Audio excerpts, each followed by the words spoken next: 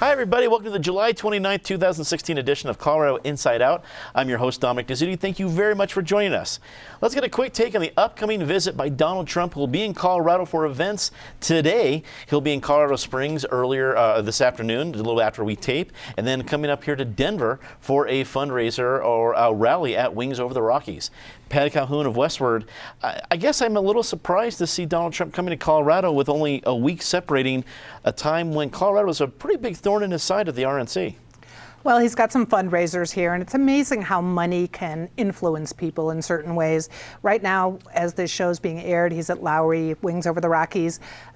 Interestingly, no matter how many times he comes to Colorado, I'm assuming he will still assume it's crooked and rigged here. Well, it's a perfect segue to our friend David Kopel from the Independence Institute and DU Law School.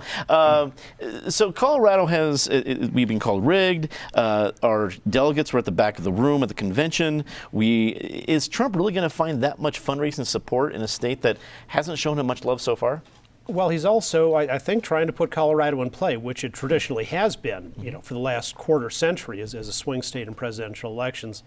The conventional wisdom is he's a very bad fit for the state, but if you're going to try to change that and make it more of a 50-50 kind of thing, early in the election is a good time to do it, to try to see if he can move things.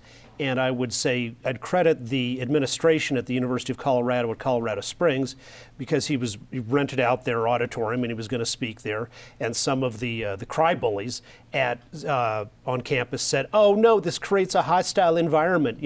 We can't possibly hear a major party nominee articulating his ideas. We're too upset." And the administration wrote back and said, "Look, we rent out this space when we're not using it for athletics or whatever to anybody who will come and pay, and we don't discriminate based on their point of view, and that's what we have to do as a public university." Eric Sonman, political analyst, is Trump acknowledging the swing state status of Colorado, or is this just another stop for him? No, I think he's acknowledging it. I think what's really interesting, we're treating this as a local story, but obviously anytime there's a presidential candidate appearance, it's a national story, particularly when it's on the day after the opposition party's convention. So this will be really Trump's first response, other than his Twitter account, after the Democratic convention and after Hillary's speech last night, so it takes added interest. I'm worried personally about our viewership tonight, because I assume there's a huge crossover between CIO viewers and those who are going to be over at the Trump rally at Wings Over the Rockies. But he is trying to make Colorado a swing state. It has a ways to go. If Donald Trump wins Colorado, you can be assured of one thing: he'll be the president, because if he's winning Colorado, he's winning a whole lot of other states before he gets to Colorado.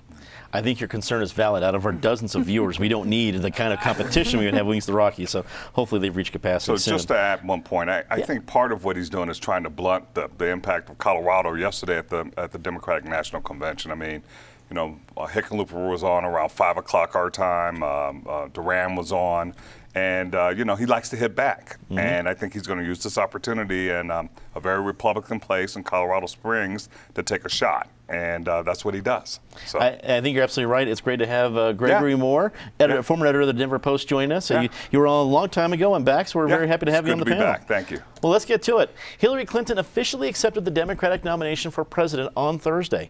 Her acceptance speech included several policy points and a fair share of one-liners aimed at Donald Trump. Patty, I don't want to bury the lead here. There is an historic moment. We have a woman accepting the nomination of a major party for president for the very first time. Let's start there, and then your thoughts from there. Well, it is true. It is historic that way. I can only wish that it was a woman who hadn't already been in the White House because her husband was there. It'd be nice, but we have plenty of political dynasties, so I can't completely fault her for that. Today is the 101st day before the election. I feel like I lived through 101 years over the last 2 weeks watching the convention, including last night. The lineup of speeches was really very strong. I mean, the father of the dead warrior, oh my God, the Khan family, that was incredible. I would have just cut the convention off right there. He was so good after Barack Obama, after Michelle Obama, incredible speeches. Hillary had a lot to live up to after those speeches. She did very well, I think, for someone who is not a really comfortable public speaker, or she's a comfortable policy wonk. She even made a joke about that. But I could have used about half as much Hillary, but I thought her speech was in general pretty good. I think she did about as well as she could have in that speech. I could have lived also without the balloons at the end. Those went on and the beach balls went on for a long time, but overall it was a feel-good convention. She also did plagiarize my Midnight in America line I used last week, I noticed, in the morning in America, midnight in America, but she hit the high point. She was optimistic. She was light compared to how dark the Republicans had been, so she ended that on an up note. David, and we'll get to the whole host of things happened to the DNC for the second round, including our own Governor Hickenlooper. But when you saw Hillary Clinton speak, was it the appropriate response to Donald Trump? And do you think she at least unified the supporters there at the convention? Because that's a pretty big job to do. I think she unified them less than the impression you'd get if you just watched the network coverage. Because the part of this was a very well managed convention, much more so than the Republican one. And one of the things they were good at managing was suppressing the continuing hostility of some of the Bernie supporters. To find that, you might have had to go to C-SPAN or sometimes to the people doing their own videos. For example, the Bernie delegates in the California delegation are still very anti-Hillary. A lot of them were carrying Jill Stein signs to vote for the Green Party. Somebody took one of these Hillary polls and rearranged the letters so it says liar. But when they did the anti-Hillary chants while she was speaking, they got drowned out by people at the convention doing pro-Hillary, and all you could hear on television was that. As Patty said, it's very hard to give a great speech that's really good for a large convention hall and also comes across well on TV. Barack and Michelle Obama have that skill. I don't think she does. Few people do, but she did better at that than ever before. So she's continuing to improve. What made me sad was, on the one hand, she did strike the right tone of being more inclusive and optimistic than Trump has been.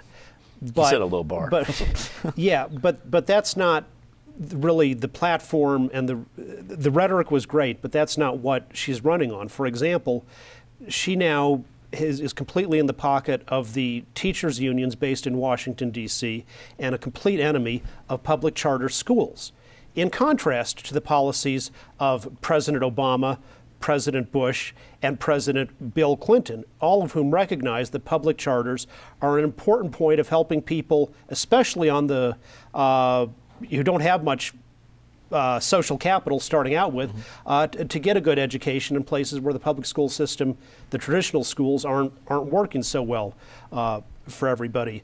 And likewise, the Obama speech made me really sad because it was a beautiful speech. Every patriotic American had to agree with about at least 90% of what he said. And it was so right, Reagan-esque even in its own way. But what's he been as president? He's the guy who brought Al Sharpton into the White House to be his big advisor on race. The divisiveness of the way Obama has governed was really so sadly different from the beauty of his 2004 speech and of his 2016 speech. Eric, one of the points that David made, the Reagan-esque, and I'm going back to Hillary Clinton's speech, we heard it from a variety of pundits on the various cable channels that there were a lot of old school Republican phrases, terminology, terms that you heard throughout the DNC, and especially in Hillary's speech. I mean, the whole, morning in America, midnight in America, that was referencing Ronald Reagan. I think it was Stephen Colbert talking about how many times we had mentioned Ronald Reagan at the DNC as a positive thing. So overall, when you're just looking at Hillary Clinton's speech and what she had to do with it, what did you think? I think she was good enough. To use Barack Obama's words from 8 years ago, she was likable enough. We're grading on a curve. She is graded on a different curve than Barack Obama is as a speechmaker, or than Ronald Reagan is, or even than her husband is as a speechmaker, or than Michelle Obama is, who was masterful on Monday night. But given that we're grading on a curve, she passed the test. I don't think she aced the test, but I don't know that she needed to ace the test. This is such a crazy, wacky year. She has one huge benefit in this election. I think it is her only huge benefit, and that's her opponent is Donald Trump, who a very significant chunk of the country has already ruled out. I mean, if her opponent was a more acceptable, credible, mainstream Republican, a Marco Rubio, a John Kasich, you can throw other names, we'd be having a very different conversation, and the dynamics of both conventions would be very different. So that's her whole card, is she gets to run against Donald Trump. The Democratic Party is a hugely different Democratic Party. I couldn't help but contrast this Democratic Party with the one that nominated her husband now, 24 years ago. He had been the hero of the Democratic Leadership Council, which was an effort to bring the Democratic Party into the center to make it business friendly. And anyone who would even remotely suggest those themes at this convention would have been hooted and booed off the stage. Mm-hmm. There is, lastly, a huge dichotomy to Hillary's campaign. On the one hand, she took the baton, literally almost, the baton of continuity from Barack Obama at that memorable moment on Wednesday night. So on the one hand, she's running on continuity. On the other hand, her husband's trying to sell her as, quote, the change maker. And you have a country where the most important question on any poll is, do you think we're headed in the right direction, or are we off on the wrong track? And this country right now is over 70%, Democrats, Republicans, across the board, that we're off on the wrong track. Now, the question is, does Donald Trump offer a better track? But for the incumbent party, and that's what she represents, and she's the ultimate sort of insider candidate of the incumbent party, how do you both run on a platform of change and on the platform of continuity in such a hostile, anti-establishment environment of upheaval? Mm-hmm. That is her challenge. That's what we're going to have to watch for the next 3 months. Greg, Hillary had a tough job. You had to unify a party that's pretty fiercely divided. You have the last chance at the microphone. You have to respond to Donald Trump. And in the end, this is your shot to talk to everybody in America, not just the Democrats in the convention. How'd she do? I thought she did fantastic, actually. I'm not the biggest Hillary fan. I think she has some tendencies to hurt herself. But I thought she did exactly what she did for the country. That is at great odds with the vision that was set out by the Republicans and Donald Trump. You know, most of this convention was spent with speakers trying to explain how big our heart is, what our principles are. And you should not have to spend 3 days telling Americans who they are, okay? You just shouldn't have to do it, which tells you just how divided this country has become, or how fearful this country has become, that you have to remind people of that. You even have to have, Muslim Americans come out and explain that we're patriotic too. We shed our blood for this country. In a way, it's a shame, but it was done in a very effective way throughout the previous 3 days. She closed the easily provoked by a tweet. Do you want his finger on the nuclear button? That's really what it comes down to. It was another version of the 3 a.m. commercial she used against Obama. And so now, as we approach the 101 days, this is really what it comes out to. Now, here's the thing. Most politicians from the other party would say, I didn't even watch the convention. I was busy doing my nails, or whatever it is that they do. This guy, Donald Trump, is live tweeting during the convention, which is just so unusual, doing counter-programming and blowing himself up in the process, inviting the Russians to cyber spy on American citizens, It's just, I think the more she can show those contrasts, the more she can build on what she did on Thursday night, the easier the distinction is going to be for Americans who have to decide in November who to pick as president. Mm-hmm. Colorado Governor John Hickenlooper made the most of his high-profile appearance at the DNC, speaking on the same night as Hillary and fueling more rumors that he may have a place in her cabinet if she wins. Speeches earlier in the week from Michelle Obama, Bill Clinton, and President Obama, as we mentioned, also made major headlines throughout the week. So, David, as you see the DNC as whole, and including Governor Hickenlooper's appearance, What stood out to you? Did he make the most of his opportunity? Yes, taking into account that like Hillary Clinton, he doesn't have that rare gift of being able to do the convention flow, speak to a convention and a national TV at the same time. And so I'd say his delivery was fine, but it wasn't outstanding. He had a good line that, in contrast to Trump, who's famous for "you're fired," he prefers to say "you're hired." And he's actually someone who has created a business, small business, but on the other hand, nothing he's done has ever gone bankrupt, whereas Trump has 6 bankruptcies. I think he is getting a little bored with being Colorado governor, and he would be a very plausible cabinet pick. If you look at the Secretary of the Interior, that going back to 1980, we've had 4 Coloradans in that job: Donald Hodel, James Watt, Gail Norton, and Ken Salazar. 2 of those actually associated with the Independence Institute, so we like it being reserved for Coloradans. His difficulty, if he gets nominated, is he is on energy development. He's a science-based guy, and he will run into opposition in the Senate from the faith-based anti-science community, which has moral opposition to the use of fossil fuels. And when you tell them that it's safe and we have strict regulations and all that, they run around screaming, because that's like, going to Mecca and saying we're going to put pork on the menu. They're not really interested in hearing the nutritional facts. Eric, again, David offers up so many different things for you to respond to. Menu options in Mecca was certainly a curveball I did not expect today, but being that as it may, here we have a year like this, and you have great, I'm going to say call it, whether you like him, agree with him or not, you had really great speeches from Michelle Obama, Bill Clinton, and especially President Obama. Do those go as far as they usually would in a year like this? That's the question. I mean, there's some people who think there was a method to the madness of the Republican convention, and that given that they nominated a reality TV star, they programmed it as a reality TV show where every night ended in a little bit of controversy and a little bit of doubt and a little bit of let's tune in tomorrow to see how this gets resolved.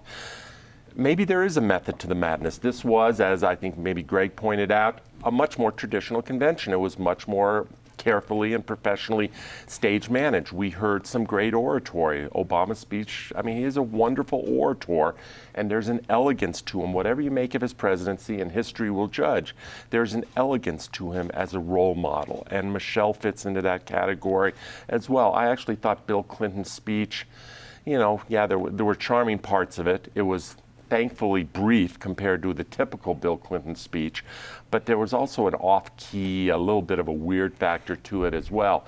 I thought Tim Kaine's speech was adequate, but a single, a double, certainly not a home run. As to John Hickenlooper, I think the real note is he was invited to be a speaker on Thursday night of the convention. I think that's probably more important than what he had to say. As we talked a week ago about Darryl Glenn, the networks didn't really cover his speech, so it's the old line that I used a week ago: if a tree falls in the forest, so what? I didn't think it was John Hickenlooper's finest speaking moment, but that's not what he is known for. That's not the core of his popularity. Lastly, to David's point, I consider John Hickenlooper, for all his gifts, he's one of the most ADD people I know. And in his second term as mayor, he was clearly bored with that job and wanting something else, which turned into a run for governor.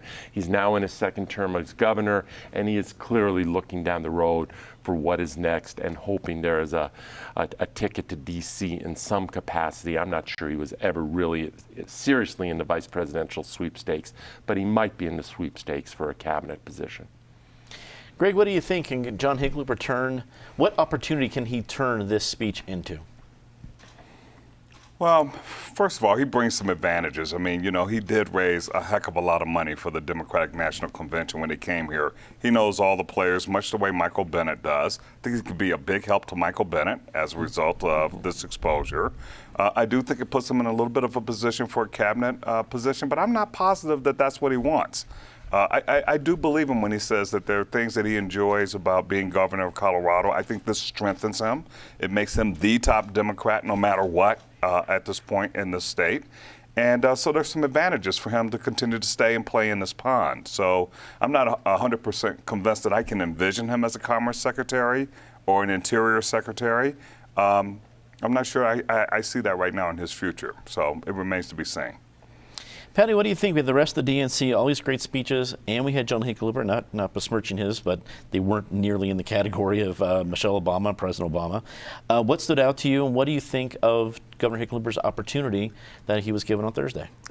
Well, you know, he spoke 4 years ago, too, at the convention, so this wasn't completely new. It was interesting because he was just on the cusp before the live broadcast started on the major networks. Interestingly, he didn't show the goofy, quixotic charm that we have gotten used to here. Tim Kaine had a lot more of that as the vice presidential candidate. Hickenlooper came across as a solid businessman, but it wasn't the Hickenlooper we usually see here in Colorado, and I think we'll see him here for another 2 years because he said he'd like to finish serving it out. What's more fun than being governor of Colorado? Going and being the Commerce Secretary? I don't think so. Let's get a quick take on this last one as we're running out of time. Accusations surrounding an alleged assault charge from 1983 tripped up U.S. Senate Republican candidate Darryl Glenn this week. Glenn's responses to the accusation have included that he does not remember the incident, that it may have involved another Darryl Glenn, and that the charges were falsely accused. The incident in question was from 1983 when Glenn was 18. Greg, Eric, I apologize. Eric, your short answer on the Darryl Glenn situation. Happy to start either place here, but I think the statement that Darryl Glenn finally came out with, maybe on Thursday of this week, was a beautiful statement, and it painted a picture of what his upbringing was like. The problem was the statement was 2 days late. First rule of politics is when it comes to opposition research, before you ever research your opponent's vulnerabilities, you research your own vulnerabilities and be prepared to answer that. He did not pass that test. He looked like he was all over the map. It didn't look like he was quite ready for prime time, and how he handled it this week, no matter that it was 33 years ago. The 33 years ago doesn't matter. It's how you handle it in the present tense that matters. Greg, will how he handled this situation dog him for the campaign? I don't think so. I mean, I think there are a lot of people, when you look at the circumstances as he ultimately described them, would say, hey, right on. You stepped in and stopped something from happening that I think a lot of people think an 18-year-old kid ought to do. Mm-hmm. His problem was just dissembling at the very beginning. There's another, it could be my brother, it could be this. But I also understand that, over time, something as bad and as personal as that, there can be some gauze that sort of comes over a situation like this. But I don't think it's going to really dog him unless people want to be uncharitable. That's my view of it. Patty, what do you think? I think the bigger problem is it shows sometimes he speaks and doesn't think. This isn't the only instance where we've seen it. We remember with Kaiser when he was talking about his war record, and he had no evidence as far as we could tell. He just threw it out there, and here he had a really bad early response to the Denver Post. People can be very sympathetic to troubles you're going through when you're 18. His backstory, once he remembered what it was, incredibly compelling. But it does indicate he doesn't respond well, or he's not thinking things through, and I think we'll see more instances before we're done. David, tempest in a teapot or fair criticism how it was handled? As a political matter, he didn't do a good job by lying about it for a couple of days, as others have said, it's the incident he was involved in. He was actually doing the right thing under dangerous circumstances. Michael Bennet went around and won re-election by saying that Ken Buck wanted to repeal the 17th Amendment, and even after the paper that allows people to vote for senators, and even after all the papers called him on it and said, you're just lying through your teeth, he kept on brazening it out and doing it. So, in terms of credibility, I don't think this puts Bennet at a disadvantage versus Bennet. Let's get to our favorite part of the show, Disgrace of the Week. Patty, as always, please start us off. It's amazing the DNC did as well in that convention as they did, given how it started with the stories about the leaks and the Russians breaking in. If the Russians are breaking in, it should just remind us that you do not behave like that anyway when you're the DNC. You don't send emails out about how you're going to sabotage another candidate. It was disgraceful what we found out had gone on. And then blaming it on the Russians immediately. You should maybe be a little more secure, but you should behave well whether or not you think the Russians are breaking into your email. Talk about tripping out of the gate. David. Venezuela today has announced the reinstitution of slavery. Dictator Maduro has said that a decree that's going to send people into the fields to do forced labor, because of course the country is starving to death after his socialism has wrecked the economy. And of course there's no possibility of resistance, because like all socialists and other dictators, he's confiscated all the citizens' guns in the country. Eric. In this era of reality TV and mixing with politics, we had our own reality TV candidate here briefly. The Bachelor, I think his name is Ben Higgins, was going to run for state legislature up in north or northwest Denver, but apparently ABC, and for complicated motives, pushed him out of that race. I think it would have been an interesting story to maybe have a Republican reality TV candidate who was something other than Donald Trump. So shame on ABC. Well, they gave him the choice. You can pick the spinoff or actually serve your community. Pick the spinoff. Great. I would say the disgrace of the week is, all these years later now, we still don't know who killed Chandra Levy. That the person who was originally convicted, now the jailhouse informant says, I lied, I made it up, and so he goes free, and we still don't know what happened to this intern from California who went to Washington and ended up dead. Right before 9/11, remember that? Yeah, it's terrible. We have limited time, so say something nice about somebody very quickly. To quote Hillary Clinton, quoting Alexis de Tocqueville, Colorado is great because it's good. Happy Colorado Day on August 1st. You're here, David. Khizr Khan, who spoke at the Democratic National Convention and told Donald Trump, you sacrifice nothing and no one, and that he ought to read the Constitution and look for the words liberty and equal protection of law. He could have also said those words to the Democratic nominee. Eric. I was going a similar place, maybe with less of a barb than David was, but that Khan speech, Khizr Khan, and to his son, who paid the ultimate sacrifice for this country and is every bit the patriot that any other American of any ethnicity or background is, that was as powerful and compelling a moment as I can remember at many a political convention. Greg. I would just say I can't get enough of America Ferrera. I just think that she is incredibly articulate, passionate, and really beautiful. That's all the time we had tonight. Thanks for tuning in. As always, be sure to check out our podcast on iTunes and for our CIO postgame segment on Twitter and Facebook. For everyone here at Channel 12, I'm Dominic Dezzutti. Thanks for watching.